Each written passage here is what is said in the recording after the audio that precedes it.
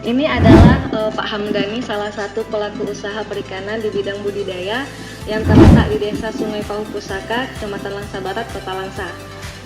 Pak, ini seberapa luas Pak usaha kolamnya Pak? 20 hektar lebih. 20 hektar lebih Pak ya. Jenis-jenis ikan apa aja yang Bapak budidayakan Pak? Udang tiger, udang paname, ikan bandeng, kerapu, sama nila. Oke. Berapa Pak pendapatan Bapak dalam sebulan Pak untuk usaha ini? Biasanya pendapatan 2 kali per bulan bisa mencapai 40 atau 50 juta. Sudah bersih Pak? Kalau seandainya panen Pak, kemana ini pengiriman atau pemasaran? Lokal. Semua dari Langsa Pak ya? Ada kendala Pak pada saat budidaya? Penjualannya paling sama cuaca.